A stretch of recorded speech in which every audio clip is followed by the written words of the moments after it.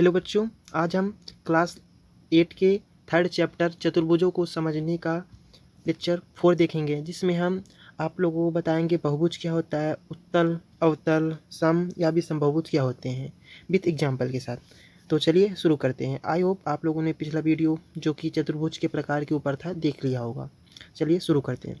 क्या है कि बहुभुज किसे कहते हैं? What is the polygon? Polygon क्या है?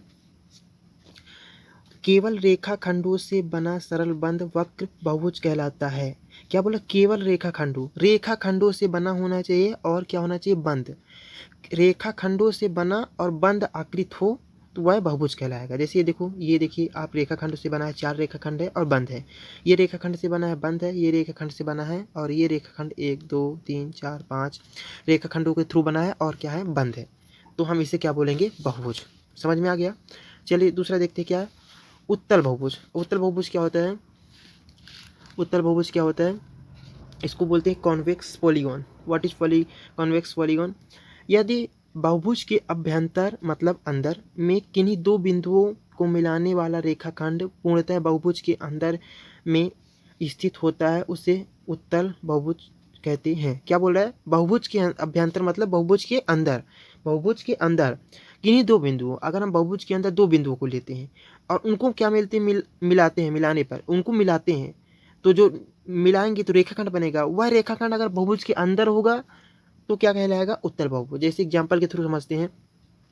जैसे ये आपका पॉलीगॉन है, बहुभुज है, जो कितने रेखाखंडों से बना है? 6। 1 2 3 4 5 6। ठीक है ना?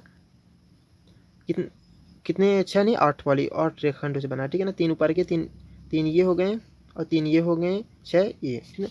6 रेखाखंडों से बना है।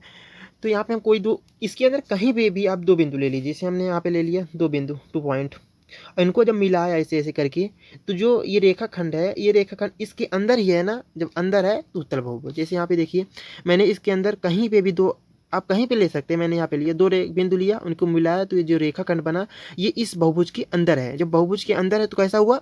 उत्तल बहुभुज। समझ में आ गया? चलते हैं अवतल बहुभुज। क्या कहता है? Concave polygon. या अब जो डिफिनेशन ये थी, अगर इस बहुभुज के अंदर में रेखाखंड है तो उत्तल। अगर जो रेखाखंड बिंदुओं को मिलाने पर रेखाखंड जो बनता है वो बहुभुज के बाहर है तो अवतल कहलाएगा। अब पढ़ते हैं परिभाषा, देखते हैं पहले क्या है।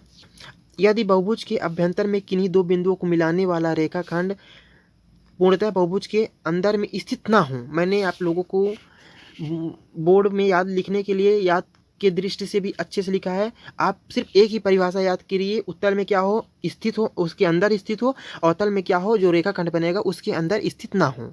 वल्ली ना जोड़ देना है। क्या जोड़ देना है? वल्ली ना। तो आपकी सेम परिभाषा हो गई। तो अवतल बहुभुज कहलाता है। जैसे देखिए, जैसे ये क्या है? एक बहुभुज है, क्योंकि रेखाखंडों से बना है। कितने रेखाखंड से? 1 2 3 4 5 6 रेखाखंड से बना है। तो क्या करेंगे? इसमें दो बिंदु ले लें। मैंने बोला कहीं ले सकते हैं। दो बिंदु लिया, एक यहाँ पे एक यहाँ पे। जब दोनों को मिलाया तो ये जो रेखाखंड है यहाँ पे तो अंदर है, यहाँ बाहर हो गया बहुभुज से बाहर हो गया। जब बहुभुज से बाहर हो गया तो क्या हो गया? अवतल हो गया। इसी तरह मैंने इस बहुभुज को लिया जो कि 1 2 3 4 5 रेखाखंड से बना है। मैंने दो बिंदुओं को लिया, एक ये बिंदु एक ये बिंदु, दो बिंदुओं को लिया और अगर दोनों बिंदुओं को मिलाया तो क्या हुआ? रेखाखंड बहुभुज के बाहर है तो क्या कहलाएगा? ये अवतल। ओके। फिर नेक्स्ट क्या है? आई होप समझ में आ गया हो। फिर नेक्स्ट क्या है? समबाहुभुज। समबाहुभुज ऐसा बहुभुज जिसके सभी भुजा व सभी कोण बराबर हों, समबाहुभुज कहते हैं। रेगुलर पॉलीगॉन क्या है? ऐसा बहुभुज होगा, बहुभुज ऐसा बहुभुज जिसके सभी भुजा, जितने भी भुजा है, क्योंकि बहुभुज में भुजा होती है, जितने भी भुजा है और जितने भी कोण है सभी अगर बराबर हैं तो क्या कहलाएगा आपका? सभी भुजा और सभी कोण दोनों बराबर होने, जितने भी भुजा हैं और जितने भी कोण हैं सभी बराबर है तो क्या कहलाएगा? सम बहुभुज। जैसे यहाँ पे देखिए समबाहु त्रिभुज है, इसमें 3 भुजा होती हैं, 3 भुजा बराबर होती हैं, 3 कोण हैं, तीनों कोण 60 डिग्री के होते हैं। जैसे दूसरा देखिए, ये वर्ग चतुर्भुज है, 4 भुजा होती है, चारों बराबर होता है, 4 कोण होते हैं, चारों बराबर होते हैं 90 एंगल के। ओके, तो समझ में आ गया होगा।